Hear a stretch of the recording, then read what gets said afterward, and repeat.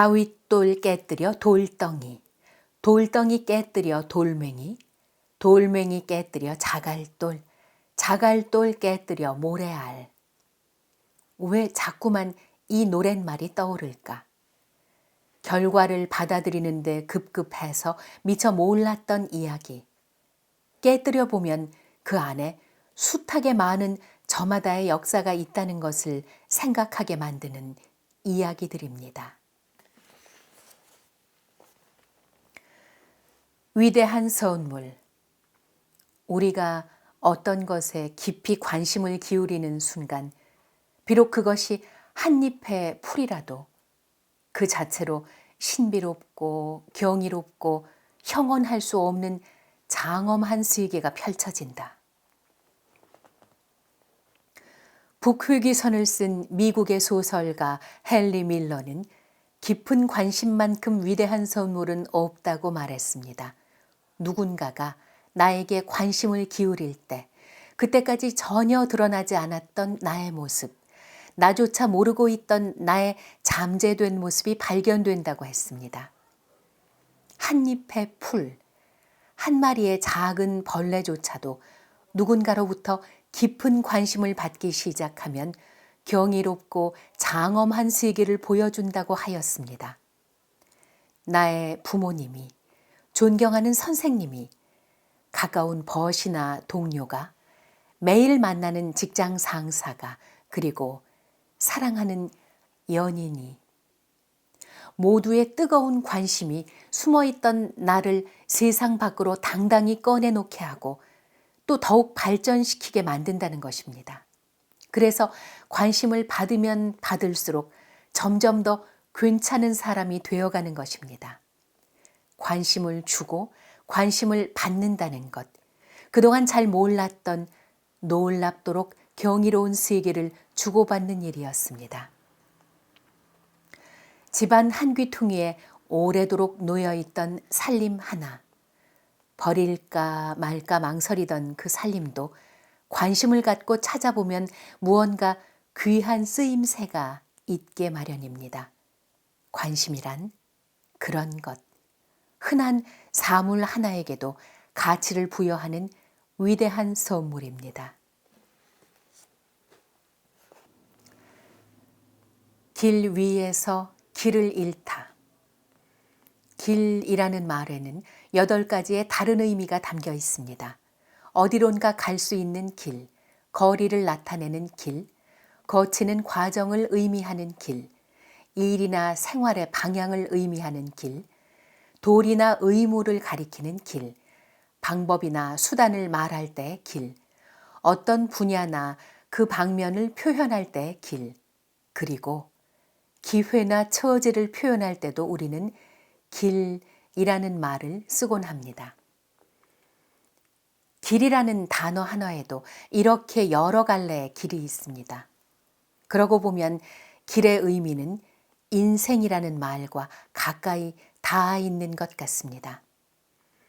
내 앞에 놓여 있는 다양한 의미의 길이라는 존재 때문에 때론 밤잠을 이루지 못하고, 때론 죽고 싶을 만큼 고통스러워하고, 때론 좌절과 절망으로 가슴을 치며 통곡하게 되고, 때론 길을 앞에 두고도 보지 못하거나 가지 못하는, 한없는 어리석음에 답답해하거나 눈물을 흘리기도 합니다. 어디만큼 왔나 자꾸만 돌아보면서 가슴을 어디만큼 왔나 자꾸만 돌아보면서 가슴을 쓸어내리는 겁니다. 책을 읽을 때도 그렇습니다. 맨 마지막 장까지 얼마나 남았나를 보게 되는 게 아니라 지금까지 몇 장이나 읽었나 하면서 손때 묻은 책장을 넘겨보게 됩니다. 문득 이런 생각을 해보게 됐습니다.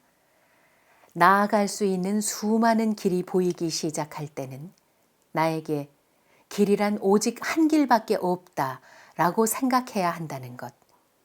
그러나 아예 길이 보이지 않고 막막하기만 할 때는 길에는 수많은 길이 있다라고 생각하자고 말입니다.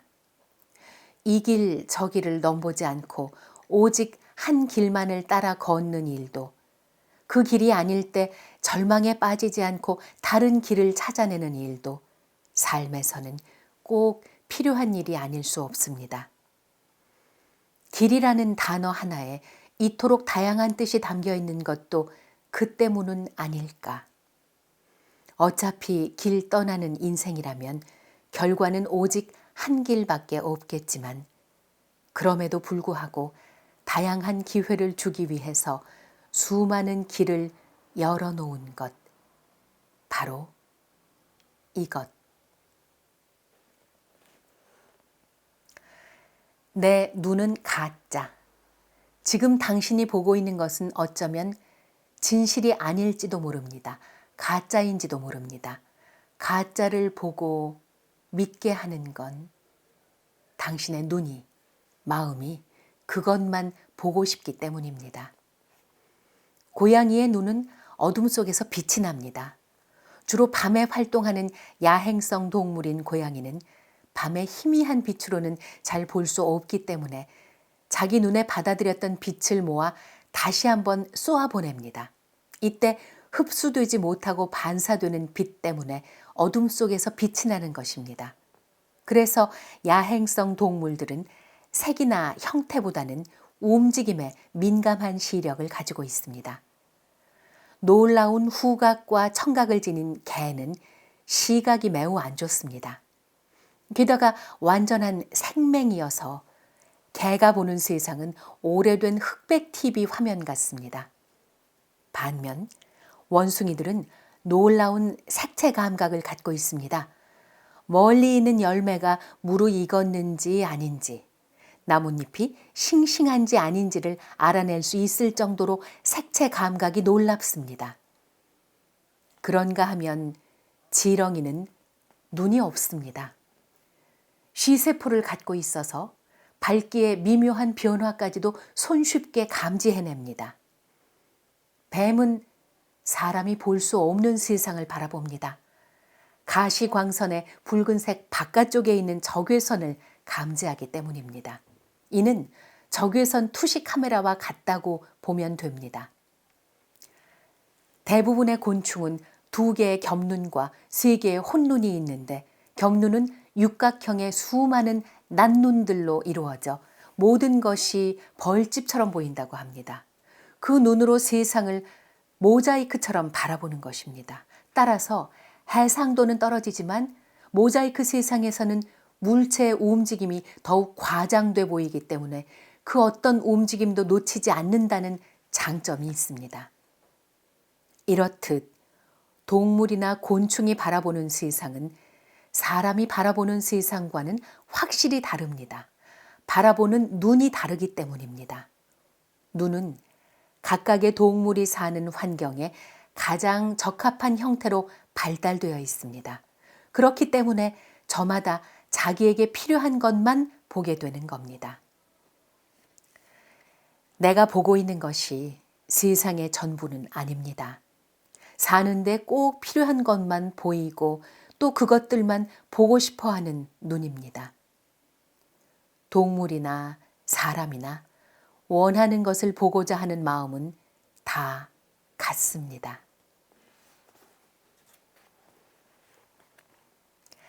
인생이란 한 장의 시험지. 인생이란 한 장의 시험지, 무엇을 쓸까? 그 많은 시간을 덧없이 보내고 치르는 시험은 항상 당일치기다. 무엇을 쓸까? 라는 시가 있습니다.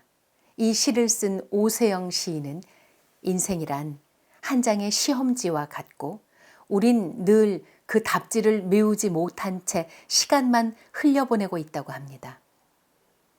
진실이란 과목의 답지도 사랑이란 과목의 답지도 언제나 텅 비어 있다고 했습니다.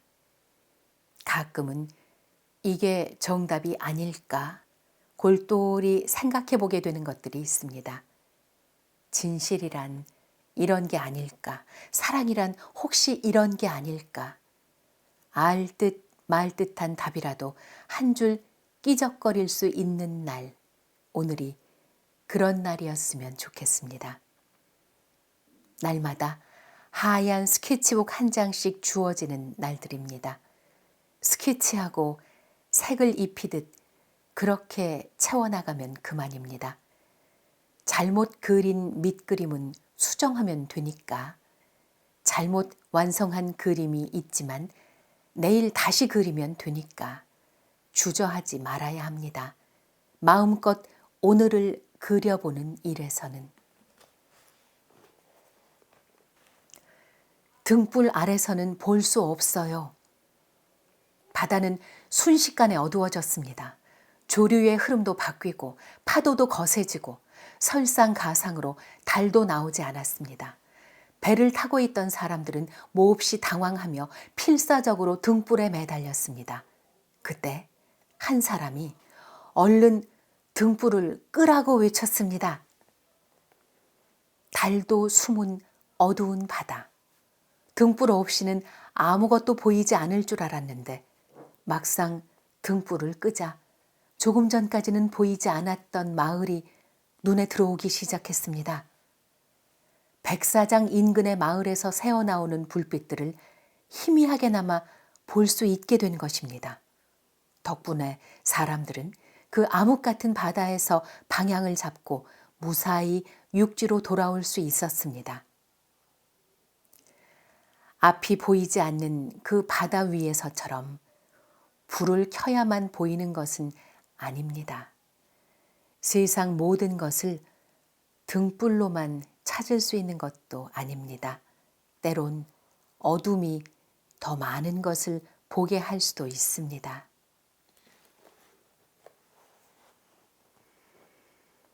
앞이 보이지 않을 때는 가만히 눈을 감고 어둠 속에서 길을 찾는 것이 좋습니다.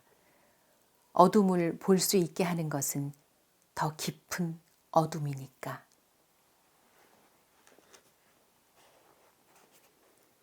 지워져 간다.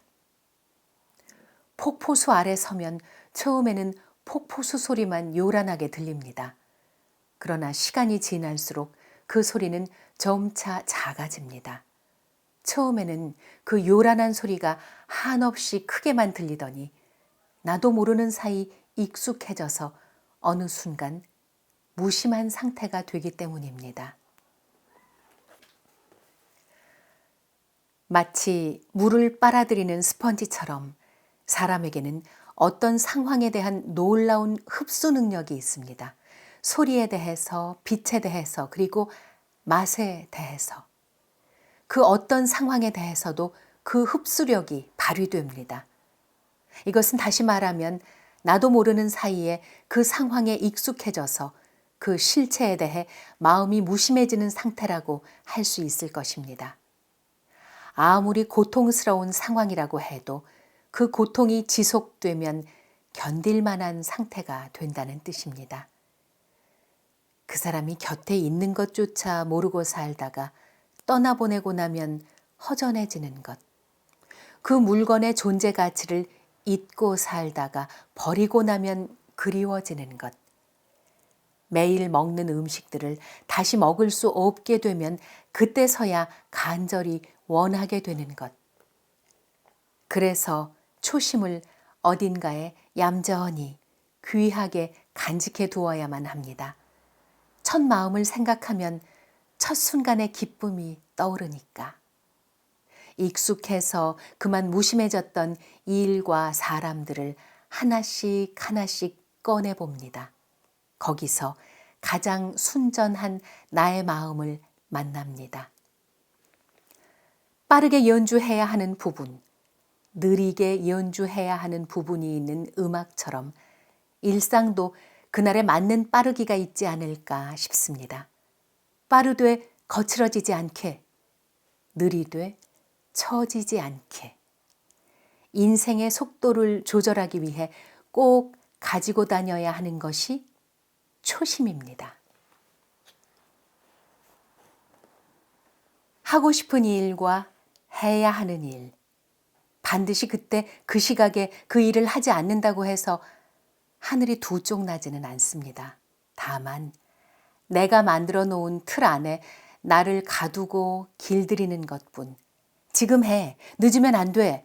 라고 엄포를 놓는 건 세상이 아니라 바로 나 자신입니다.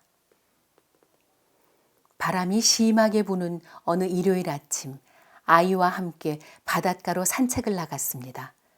우리는 바람을 맞으며 조가비를 주워 바다를 향해 던지고 다시 그 조가비가 바람에 의해 되돌아오는 모습을 바라보았습니다. 사실 처음에는 그 놀이가 시시하다고 생각했지만 점차 놀이에 빠져들자 조가비 던지기 놀이가 그날 아침에 가장 탁월한 선택처럼 느껴지기조차 했습니다. 시간은 금세 흘러 점심시간이 되었고 우리는 집으로 돌아왔습니다. 그런데 집으로 돌아와 식탁에 앉았을 때 갑자기 왜 그렇게 재미있는 놀이를 그만두고 돌아왔을까 하는 생각이 들었습니다. 점심을 먹는 일이 그토록 중요한가? 꼭 이렇게 시간에 얽매일 필요가 있었을까 같은 생각이었죠. 점심을 먹자마자 아이를 데리고 서둘러 그 바닷가로 나갔지만 이미 모든 것은 변해 있었습니다. 중국인들의 마음을 움직인 책 인생 백미, 우리에게는 즐거움은 지혜보다 똑똑합니다 라는 이름으로 번역된 책 속에 실려있는 이야기입니다. 좀 더 즐길 수도 여유를 가질 수도 있었는데 왜 그토록 걱정만 하고 살았을까 하고 후회하게 되었던 그 어떤 순간을 기억하게 만드는 글. 왜 그럴까? 하고 싶은 일은 왜 언제나 해야만 하는 일의 뒤편으로 밀려나는 것일까? 매일 먹는 밥, 매일 자는 잠, 매일 하는 일, 매일 쓰는 글, 어쩌다 정말 하고 싶은 일을 할 수 있는 순간이 와도 매일 하는 그 일들을 먼저 처리하느라 놓쳐버리기 십상이었습니다. 한가해지면 꼭 하겠다고, 짬이 나면 그때 하겠다고 뒤로 미뤄놓은 그 일들이 어쩌면 내게는 더 중요한 일인지도 모르는데.